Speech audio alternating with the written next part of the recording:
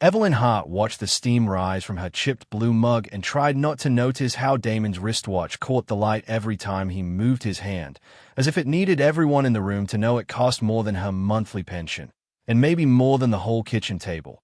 The townhouse was quiet except for the faint hum of the fridge and the distant sound of a neighbor's TV through thin walls, while across from her, her only son sat in a tailored navy suit that didn't belong in this cramped space, scrolling once on his phone before setting it face down, screen toward him, as if the room itself wasn't worth its light. "So," he said, tone smooth, self-controlled, like he was giving a report and not talking to his mother. "The meeting with Dad's attorneys was productive." Evelyn nodded, fingers curling around the mug for warmth she didn't really need, the word Dad catching in her chest a fraction of a second longer than it should. She hadn't called him anything but Richard in 20 years. Damon exhaled through his nose, practicing the kind of pause that said he had done this 1,000 times in conference rooms with glass walls and leather chairs. "They finalized everything," he said. "The estate is valued at around $120 million. Cash, properties, company shares." He flicked his fingers lightly as if listing groceries. "It's substantial." Evelyn's gaze drifted to the window over the sink, where gray winter light made the chipped paint on the sill look even more tired. For a moment, she saw herself refilling Richard's coffee in the old starter apartment, back when numbers like $120 million belonged in other people's stories. "I see," she said softly. Damon leaned back, lacing his fingers over his stomach. "Look, Mom, I just want to be straightforward with you so there are no misunderstandings. Legally, you're not really in the picture." He said it like he was selecting the least offensive phrasing on a menu of insults, watching her face for reaction and finding none. "You and Dad divorced before the big expansion. Remember? The empire, the downtown portfolio, the holding companies, that all came after. On paper," he hesitated, then shrugged, "legally irrelevant." The word landed between them like something dropped from a great height. Evelyn felt it hit, felt the small sting of it slide through ribs that had taken harder blows, and she watched her son straighten his cuff as if he'd just clarified a logistics error. "You invited to the will reading, of course," he added. "Out of respect." The irony twisted in the air. "Caroline Moser, Dad's executor, insisted you be notified. It's formality. They might have left you something symbolic. You know how legal teams are." He smiled in a way that wasn't quite kind. "But you shouldn't expect anything. And it's important you don't make a scene. For everyone's sake." Evelyn took a slow sip, swallowed, and set the mug down carefully so it didn't clink.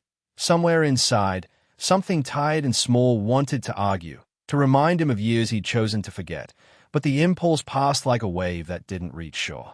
"Thank you for letting me know," she said, polite as a nurse delivering bad news to someone else. "Will you be there?" "Of course," he said, offended at the suggestion. "I'm the primary heir. Marcus will be there, and Lila. Dad trusted us with everything that matters now." He glanced at his watch again as if their conversation had already extended past its assigned time slot. "Just come, listen, sign whatever they need you to sign, and then you can go back to your life. No hard feelings." "No hard feelings," she echoed silently, remembering nights she'd patched his fevers, waited up for him after parties, covered for his father's absences with stories about business trips and important work. "I'll attend," she said at last, voice even. "Not for the money. I just want to hear what he thought was worth writing down." Damon frowned briefly, as if he couldn't see the difference, then stood, smoothing his suit jacket. "Good. I'll text you the time. Dress decently. Okay? This is a professional environment." He kissed the air somewhere near her cheek, snatched up his phone, and walked out, leaving the smell of cologne and cold air behind as the apartment door clicked shut. Alone at the kitchen table, Evelyn folded her hands and stared at the wood grain. She had no illusions of sudden miracles, no secret hope of some grand gesture waiting in a leather folder. What she wanted, more than any number with zeros, was simple and impossible: to hear, finally, how little her life had counted in the story Richard chose to tell, and to see, with her own eyes, the shape of that erasure written in ink. She remembered another table, another kitchen, the one from before the upgrades and interior designers, when the cupboards had been mismatched and the linoleum had a stubborn crack that never quite stayed patched. She'd come home from a 12-hour shift in the hospital, shoes damp from melted snow tracked through the emergency entrance, her back aching in a dull, familiar way, and found Richard sitting at that old table with a stack of bills spread out like a losing hand of cards. The investors pulled out, he'd said without preamble, rubbing his forehead. The bank's getting twitchy. If we default on this loan, it's over. They'll pull the line of credit, foreclose on the building, everything. Evelyn had pulled off her coat, hung it carefully, and come to stand beside him, reading the numbers as if they were another kind of lab result. "How much time do we have?" she asked. "Weeks, maybe days," he said. "I thought I could float us on the Mexico project, but that's going sideways too. We're leveraged on every side." He sounded bewildered, as if this could only be happening to someone else. She'd spent the next hours flipping through their own accounts, her modest savings from years of nursing, the little nest egg her parents had left her, and quietly moved money, covering immediate debts with the kind of calm efficiency she used for triage. She picked up extra shifts, took on weekend work at a community clinic, even did overnight home care for an elderly neighbor. Every dollar that passed through her hands went straight into the wide-open mouth of Richard's early business failures, feeding something that never seemed to get full. When the empire finally began to grow, when small buildings turned into mid-sized properties and then into gleaming towers, Richard started calling himself self-made, laughing at how he'd pulled himself up from nothing. At parties, in front of other men in suits, he'd wave a dismissive hand toward her and say, "Evelyn kept the house running while I built the machine," and they'd nod approvingly, as if she'd been a quiet decorative element rather than the person who had filled in every gap. Later, when Damon was born and they decided she would stay home for a few years, it had been presented as a luxury, a choice, something she was lucky to do. In reality, it was the only way to keep the chaos of Richard's expanding schedule from consuming their son. Evelyn coordinated school runs, homework, and doctor's appointments while fielding calls from contractors and accountants for Richard, absorbing the overflow of his ambition so it didn't break anything vital. As his status rose, so did the stories he told about how hard it had been, how he'd fought the odds alone. At dinners with investors, she learned to smile at the right moments, to laugh when everyone else did, even when the punchline was sometimes a line like, "Evie here used to nag me about my risks. Good thing I didn't listen, right?" And the table would roar with appreciation of his vision. The shift came slowly at first, like a tide you don't notice until the water's already at your ankles. When a risky overseas project went public, one with glossy brochures, ribbon cuttings, and foreign officials shaking Richard's hand, she'd ask quiet questions about the contracts, the local regulations, the labor conditions. He'd brushed her off. "It's handled," he'd said. "I've got a legal team. Don't worry your head." Then the headlines started. Allegations about unsafe construction, missing permits, possible bribery. Words like federal inquiry and regulatory investigation threaded through their breakfast news. Richard came home one night white-faced, a thin sheen of sweat on his upper lip. "They're looking at everything," he'd said, dropping a stack of documents on the table. "If they tie me directly to those contracts, the whole company could be frozen. We're talking asset seizures, injunctions, prison, Evie, not just fines." She'd listened, hands steady, heart pounding, as he explained the plan his lawyers had suggested. Move certain contracts out of his name and into hers, sign personal guarantees under her identity, make her the formal bearer of certain risks so that, if the house of cards fell, the damage would hit her first. "They need a clean separation between the company and those deals," he'd said. "You've got a stable record. You're outside the corporate structure." He didn't finish the thought. Expendable, offstage, an acceptable firewall. "If it goes bad, my name stays clear enough to salvage the core business. We can rebuild." "We?" she'd asked gently. He'd swallowed, looked away. "You know what I mean." Evelyn had stared at the papers, at the lines of text that might as well have been written in another language for all their cold certainty. "If I sign these," she'd said slowly, "and the regulators decide someone has to take the fall, it'll be me." Richard had nodded once, not quite meeting her eyes. You wouldn't go to jail. Worst case, it's fines, personal bankruptcy. The lawyers will protect you as much as they can. But we can't put this on the company. Not with everything at stake. She thought again. She looked at Damon, sleeping on the couch with his math book open on his chest, and saw the entire arc of his future balanced on a point. She signed where they told her to sign. When the inquiry eased under the pressure of lobbyists and strategic settlements, Richard emerged dented but intact. The company tightened policies, rebranded, and moved on. The fallout for her was quieter, but deeper. Her credit was ruined. Her name became a red flag in banking systems, tied to high-risk ventures and unpaid liabilities that took years to unwind. When the divorce finally came, it arrived hollowed out by decisions already made without her. Richard's attorneys framed it as a necessary step for the stability of the company, citing her financial entanglements as potential liabilities. The settlement was lean. The narrative that followed was leaner. Damon, then in college, heard his father's version first. How Evelyn had dragged them into messes, how she didn't understand the business, how she'd been unstable about money. By the time he visited her in her first small rental apartment, he was already wearing the language of that world like a second skin. Dad says you signed bad contracts, he'd said, frowning at the peeling paint. You could have ruined everything. Evelyn hadn't defended herself. She'd simply offered him tea and asked about his classes. It was easier, in the end, to let their story shrink around her until she was a barely mentioned footnote, a cautionary tale about what not to be if you wanted to belong to the world Richard had built. On the day of the will reading, the world Richard had built rose above her like a judgment. The Hale and Preston building towered over downtown Chicago, all glass angles and polished steel catching the gray light, its lobby a cavern of marble and controlled climate. Evelyn stepped through the revolving door and paused, smoothing a hand over her simple charcoal dress, the same one she'd worn to funerals and graduations, the fabric hanging a little looser than before. The floor gleamed, reflecting the enormous abstract sculpture that dominated the lobby, a twisted metal structure Richard had once described on TV as a physical metaphor for resilience. To Evelyn, it looked more like wreckage held together by stubbornness.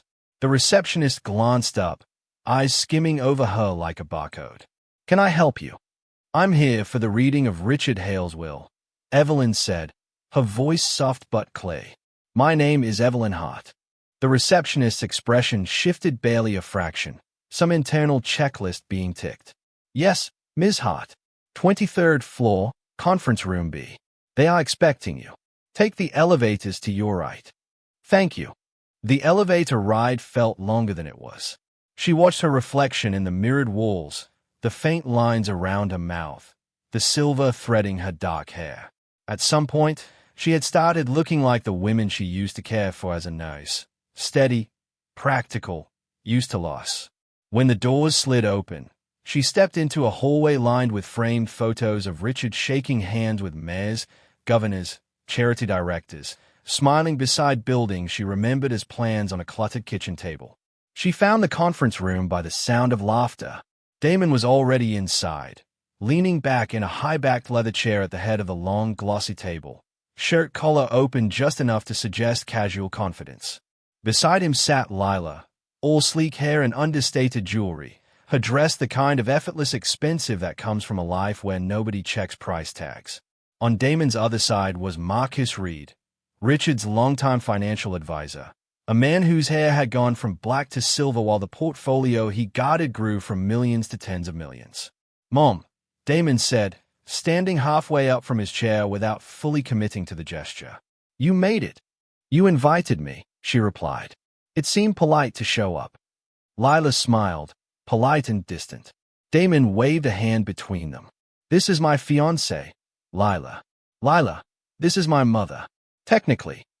The last word came out lightly, almost as a joke meant to signal sophistication, but it sliced cleanly through Evelyn's composure. Lila's eyebrows lifted almost imperceptibly. "It's nice to meet you," she said, offering a hand with manicured fingers. Evelyn shook it, feeling the strange softness of someone whose work rarely touched anything heavier than a laptop.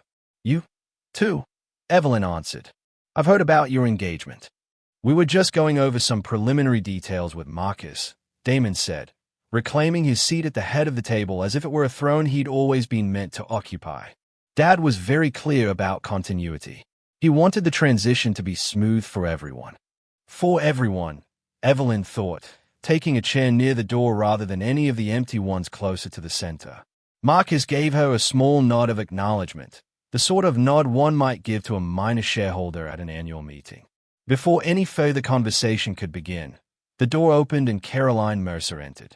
She was in her early 50s, wearing a dark suit that seemed tailored not for fashion but for function, her gray-streaked hair pulled back in a no-nonsense knot. She carried a leather folder and a thin laptop, but it was clear that the real authority in the room came from neither. It rested in the quiet way she took in each person, in the unflinching steadiness of her gaze. "Thank you all for coming," she said, setting the folder on the table and taking a seat near the midpoint, a deliberate choice that gave no one the symbolic head. "My name is Caroline Mercer. I've been Mr. Hale's attorney for the last 16 years, and he appointed me executor of his estate.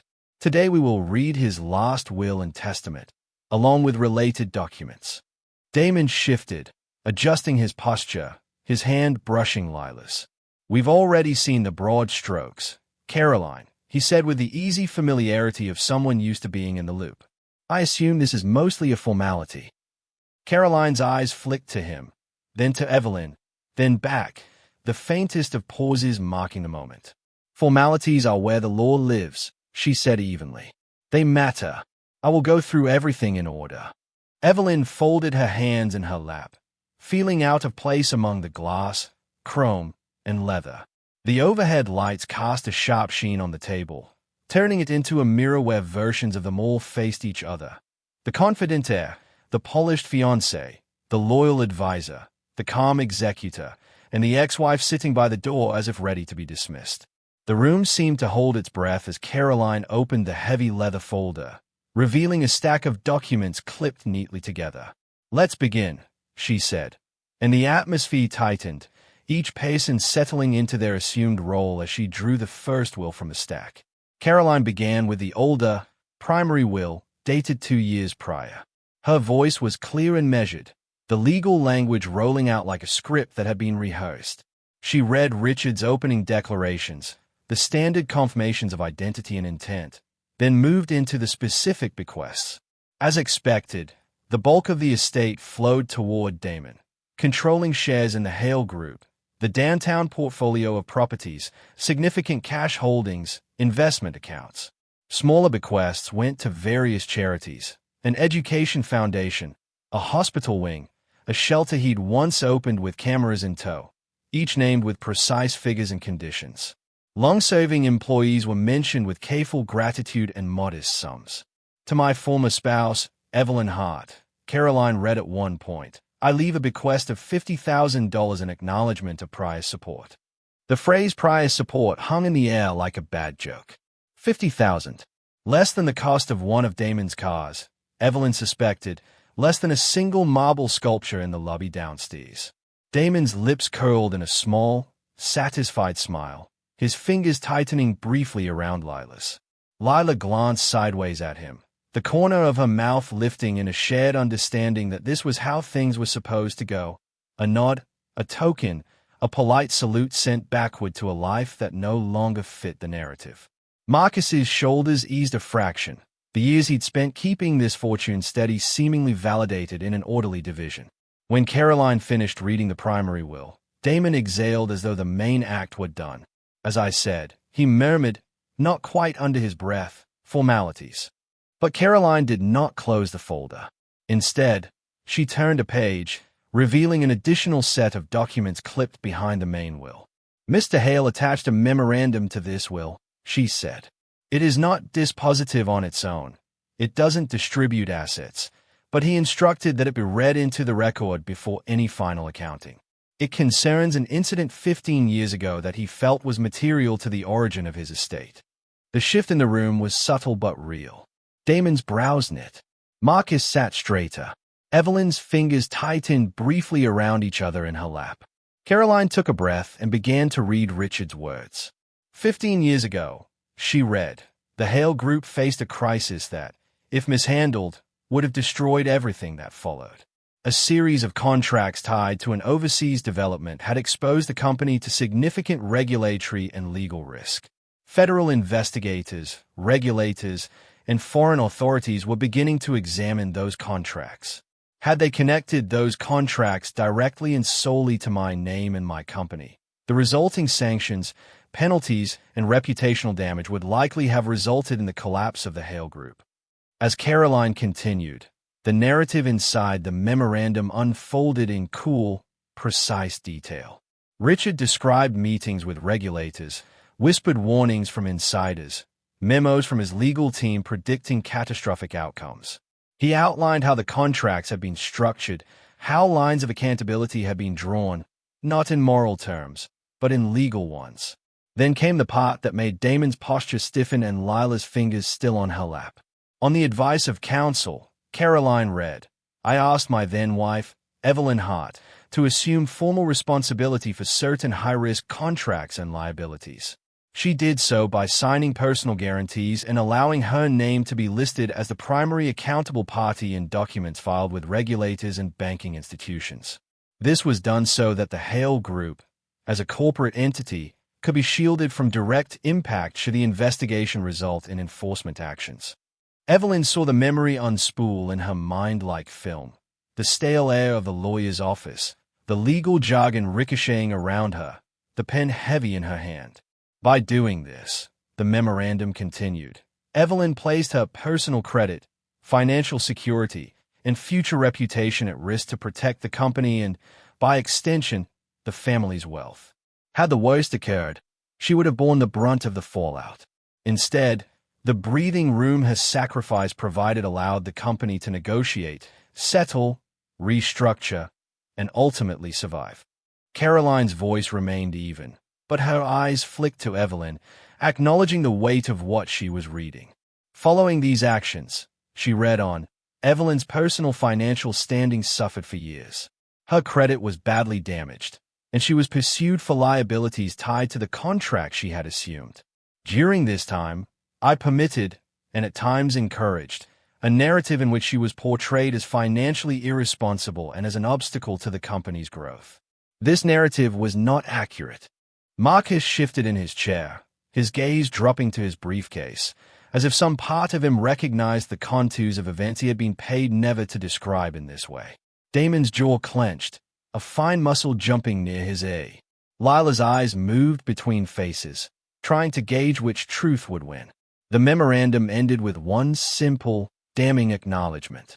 To be clear, Caroline read, the continued existence and long-term value of the Hale Group, and a significant portion of the wealth it generated over the last 15 years, would likely not exist without Evelyn Hart's willingness to serve as the legal and financial buffer between my mistakes and my company's survival. She agreed to bear consequences that should have been mine. In the silence that followed, the noise of the city felt louder, as if the glass walls had turned transparent and let in the roar of everything outside this room. Evelyn sat very still, her heart beating in her throat. She had lived that truth alone for so long that hearing it spoken out loud, in formal, legal language, felt surreal. Damon stared at Caroline as if trying to decide whether to be angry with her or with the dead man whose word she carried. What is the point of this? He demanded, his voice tight. It doesn't change anything. We already know the estate division. On the contrary, Caroline said quietly, closing the memorandum and laying it atop the primary will. It changes a great deal, because this memorandum was not the last instruction your father left. She reached into the folder again and drew out a sealed envelope, its flap secured with an old-fashioned red wax seal pressed with a Hale family crest. 3 months before his death, she said, Mr. Hale executed a codicil to his will that modifies the distribution of his primary assets. This envelope contains that codicil and a letter addressed to the woman who carried the consequences of my ambition. The room contracted around that phrase. Damon's confidence faltered. Marcus inhaled slowly. Lila's spine straightened. Evelyn felt neither hope nor fear, only a strange, hollow calm, as if she were watching someone else's life play out on a screen. Caroline broke the seal with a practiced motion, slid out several pages, and unfolded them. The first page was not legal language but something more intimate. Richard's handwriting reproduced in print, his phrases intact. "Evelyn," Caroline read, "if you are hearing this, it means I am gone, and that I have chosen, too late, to put certain truths into a place where they cannot be edited. You once told me that the only stories that really matter are the ones written in records, medical, legal, financial, because those are the ones the world believes. I'm using that truth now." Evelyn's throat tightened. She remembered that conversation, faintly, a night after yet another denied loan application with her name on it, when she'd joked that feelings didn't matter in the face of a credit score. "I built an empire, or so people say," the letter continued, voice emerging through Caroline's calm delivery. "They like to call me self-made. They point to the towers, the headlines, the gala speeches, and they see me alone at the center. That story is incomplete. The truth is that when it mattered most, I stepped back and let someone else take the fall for my choices. You agreed to sign those guarantees not because you understood all the consequences, but because you trusted me and wanted to protect our son's future. I let you walk into a storm I had created, then watched from a distance while you weathered it." Caroline's voice did not waver, but Damon shifted, looking down at the table as though the grain had become suddenly fascinating. "Worse than that," she read on, I allowed, and at times suggested, that Damon see you as the problem rather than the shield. It was easier to let him believe his mother had mismanaged money than to explain that his father had gambled with more than he could afford to lose. "I let my attorneys paint you as a liability in the divorce proceedings because it protected the company's image. I chose my brand over your name." Lila's hand slipped from Damon's arm. Marcus closed his eyes briefly, then opened them again, the lines at his temples deepening. "The wealth Damon now expects to inherit," Caroline continued, "exists in large part because you carried the consequences that would otherwise have wiped us out. The downtown skyscrapers, the stabilized stock price, the overseas expansions were managed after the crisis. All of that was built on the breathing room your sacrifice created. I have spent the last years of my life avoiding that truth in public. I will not avoid it in death." The letter shifted tone, moving from confession into instruction. "I cannot undo the years you spent with your credit ruined, your reputation damaged by whispers, and your own son estranged from you under a false narrative. I cannot give you back the career you might have had if you had not stepped aside to support mine. What I can do is this. I can align the legal record with reality."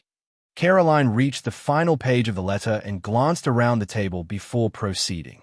"Therefore," she read, in the attached codicil, "I revoke any prior instructions that direct the primary assets of my estate, the controlling interest in the Hale Group, the majority of my real estate portfolio, and the bulk of liquid and investment assets, to my son alone. Instead, I direct that these be transferred in their entirety to Evelyn Hart, the unseen foundation under every building that bears my name. Damon has already consumed more than his share of unearned fortune. He will receive a trust sufficient for a comfortable life and will inherit only what he chooses to build for himself going forward." The silence that followed was not the stunned quiet of a minor surprise. It was the deep, disorienting stillness of a room in which gravity had suddenly shifted. Damon's face drained of color. That's not funny," he said at last, the practiced smoothness gone from his voice. "You're misreading it. Oh, this is some draft. The real will. This is the real codicil," Caroline said, moving from the letter to the formal legal language. She read through the clauses that gave the codicil primacy over conflicting instructions, the references to medical evaluations confirming Richard's mental competence at the time of signing, the witnesses and notary seals, the precise definitions of primary assets and controlling interest. Each sentence was a nail hammered into the structure Damon had always assumed would be his. When she reached the paragraph that named Evelyn as the sole recipient of the controlling shares in the Hale Group and designated the majority of the $120 million estate to her, Damon's chair scraped loudly against the floor. "No," he said, shaking his head. "No, he would never do that. He promised. Marcus, tell her this doesn't make sense." Marcus adjusted his glasses, his throat working. "I was not present for the codicil meetings," he said carefully. "Richard kept those separate from financial advising. I didn't see this coming." Lila stared at Damon, a flicker of something sharp, calculating, frightened, passing behind her eyes. "There must be grounds to contest this," Damon insisted, voice rising. He was sick. He was on medications. He didn't know what he was doing. "There's an attached medical evaluation from an independent physician," Caroline replied, tapping a page. "It states that Mr. Hale was fully competent at the time of the codicil." He anticipated this argument. "Then she did something," Damon snapped, pointing a trembling finger at Evelyn. "She manipulated him. You must have, what, guilt-tripped him? Showed up crying about the past. You never cared about his business when you were together. Why now?" Evelyn met his gaze, feeling decades of swallowed words press against the back of her throat. She could have told him about the nights she'd stayed up reconciling his accounts, the times she'd memorized contract terms to ask better questions, the visits to regulators' offices where she'd worn her best suit and tried to pretend she understood the language being used to justify her exposure. She said none of it. Instead, she looked to Caroline. "Could you?" she asked, her voice low but steady. "Please confirm, for the record, who carried the legal risk that allowed the Hale Group to survive that overseas crisis?" Caroline's eyes softened for a fraction of a second. "According to the documents and to Mr. Hale's own written statement," she said, "that person was you, Ms. Hart." Evelyn nodded. "And could you also confirm," she added, "that this codicil is valid and supersedes prior conflicting instructions?" "It is valid," Caroline said. "And it does." Damon slammed his fist into the table, the sharp crack of it startling even him. Papers jumped. A pen rolled toward the edge. Immediately, a pair of security officers appeared at the door, summoned silently by a signal from the receptionist or perhaps by a discreet button under the table. "So," one of them said, voice professional, "we're going to need you to calm down." Damon stared at Evelyn as if seeing her for the first time not as the dim figure in the story he'd inherited, but as a person who existed outside his expectations. "You're really going to take it," he said, voice raw. "You're going to take everything my father built." Evelyn thought of hospital wards, of families who'd walked out with less than they deserved, of lives weighed against numbers on charts. "No," she said quietly. "I'm going to receive what he admits was built on my back." She could have said more, could have rubbed his nose in the line about unearned fortune, could have reminded him that comfortable was not the same as destitute. Instead, she swallowed whatever bitterness remained, feeling it dissolve into something like resolve. That night, the city's lights glowed against a low-hanging mist, turning the glass streets into a dreamscape of reflections. Evelyn stood on the sidewalk across from one of Richard's skyscrapers, the flagship tower whose opening gala she'd watched on television from her small rental years ago, seeing him raise a glass with the skyline behind him while she sat on a second-hand couch with tea cooling in her hands. Now the tower rose before her not as a distant symbol, but as something listed, in precise legal language, as heirs. The revolving doors spun steadily, letting out a stream of late-working employees carrying laptops and weary expressions. Somewhere high above, in an office she had never entered, decisions were being made that would ripple down to the people walking out now, worried about performance reviews and rent. She could almost hear Richard's voice from an old interview. "These buildings are my legacy." Evelyn let the thought sit for a moment, then let it go. Legacy, she decided, was not glass and steel. Legacy was what you did with the power those things represented. Her phone buzzed in her pocket. A message from Caroline, a summary of next steps, recommendations for independent financial counsel, a reminder that she did not have to decide anything quickly. Another message, from an unknown number, Damon. The text was short, "We need to talk." For a moment, she considered ignoring it, letting him sit with the discomfort he'd never had to feel before. But the part of her that had watched him sleep on the couch with a math book years ago, the part that had signed papers for his future, would not quite allow that. She typed back, "Not tonight. When you're ready to talk about truth, not just money, I'll be here." She hit send before she could second-guess it. Then she slipped the phone away and looked up again at the tower. $120 million. It was a number that could crush a person if they let it, turning all choices into games of defense and fear. It was also a number that, wielded differently, could repair some of the damage left in the wake of one man's ambition. She thought of the hospital where she'd worked, the wing that never had enough beds, the nurses who worked double shifts the way she once had. She thought of young students who wanted to study nursing, medicine, social work, but couldn't afford the tuition. She thought of the maintenance workers in towers like this who worried that one market downturn would cost them their jobs while executives landed on their feet. A plan was not yet fully formed in her mind, but the shape of it was there. A foundation in her name, scholarships, support funds, programs that would quietly redistribute what had once been hoarded. Not charity as spectacle, but restitution as principle.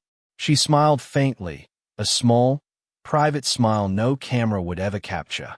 For years, her name had appeared in records as a red flag, a liability, a warning.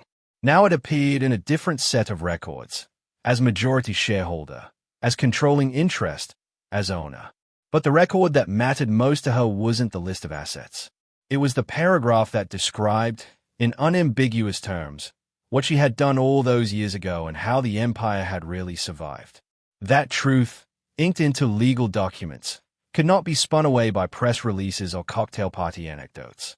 In the file cabinets of Hale and Preston and the electronic archives of the court, there was now a permanent note. Evelyn Hart had carried the risk. Evelyn Hart had been the foundation. That, she realized, was her real inheritance. The money might build things, might change lives, might even complicate her own in ways she couldn't yet see.